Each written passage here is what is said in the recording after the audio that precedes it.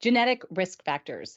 In addition to the general risk factors, aortic disease and dissection can run in families and be called familial or heritable inherited conditions. In these cases, the disease is caused by faulty genetic variants. Genetic variants are very small changes in the genetic makeup of cells, which make up our bodies and can lead to changes in the cell and tissue properties. Some call genetic variants that cause disease mutations.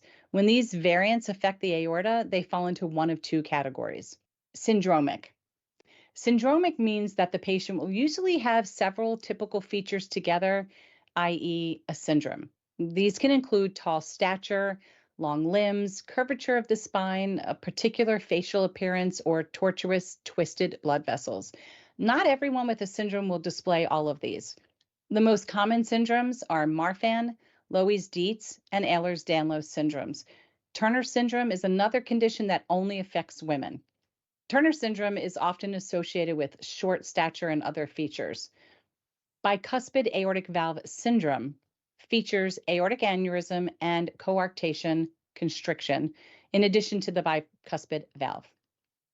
All these syndromes are sometimes referred to as connective tissue disorders or CTDs, as it is largely the connective tissue of the body that are affected, leading to the features listed.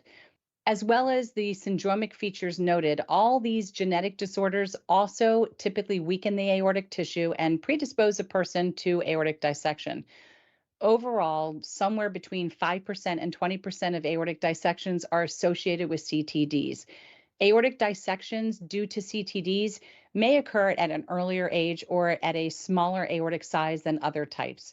Where a patient has one of these syndromes, the genetic variation responsible can usually be identified. Non-syndromic.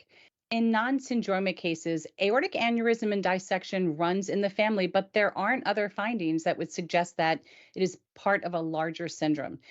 Though these cases clearly have a genetic basis, which can sometimes be identified through testing, it may not be possible to find a culprit gene in every case.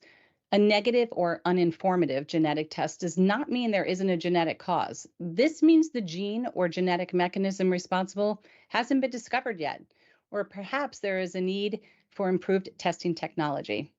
In both groups, the faulty genetic variant is usually inherited, and when that is so, it occurs in such a way that parents have a 50-50 chance of passing it on to each of their children. It affects males and females equally and does not skip a generation. However, some members of the family may be more severely affected than others.